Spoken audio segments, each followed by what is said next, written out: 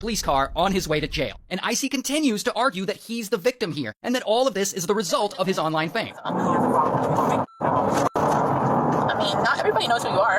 It doesn't matter. I have 58 followers, bro. Everybody who's been on TikTok or Instagram is so who I am. You can't assume that everybody knows who I you don't are. assume that everybody knows who I am. I said a lot of people know who I am. And by the way, I don't know where he got that 58 million followers number, because his TikTok account doesn't show anywhere near that. But whatever, who's counting? So anyway, they get him to the station, and he keeps resisting arrest and trying to flex at the same time. You're not about to take $30,000, $40,000 worth of jewelry without me knowing exactly where I'm it's going going. to write it on this form. So go ahead and write it on the form. No, I have to and know bring it what I to have to put on it, so give me the jewelry. You don't know what this jewelry is valued. Why? Come on now. I don't. You listened to me the whole entire time in the car. So nice to you. No, You've been calling. Get back in the car. Let him Go figure it out. Okay. Oh, wait. And so at this point, I guess he gets mad, because he just starts vomiting insults at them. You guys are so annoying. It's like a power trip.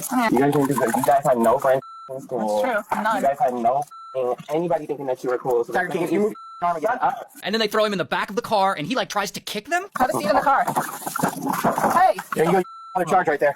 And so anyway, after all that, Icy's finally arrested. Bam, here's his mugshot. And he spends a couple of days in jail, and then he gets bailed out. Now at this point, Icy could lay low. He could keep his head down, try not to make any noise or cause any trouble. Oh, but that's not what he does. He immediately gets on TikTok and he starts spinning his own version of the story. Guys, should I do a story time about how I got ripped out my Mercedes and my ass beat for trying to take my seatbelt off when they tell me to get out the car? And while he's out on bail, waiting for his trial, he's posting all over TikTok, still trying to flex like life is good. Like showing off his jewelry and showing off another Mercedes I guess he owns, showing off a bunch of Louis Vuitton stuff he bought, buying his girlfriend an expensive purse, and generally just showing off stacks of cash. Now, where did a guy like Icy get all this disposable income to buy all this stuff? Honestly, I don't know. But my guess is he doesn't have all this money to spend. My guess is he's in debt, living off credit cards, stuff like that. No one with any real wealth shows off stacks of cash like that. It's a dead giveaway that he's low-key not managing his finances well and probably living in debt. Anyway, eventually his trial gets postponed. So, in the meantime, bro is right back to living his best life.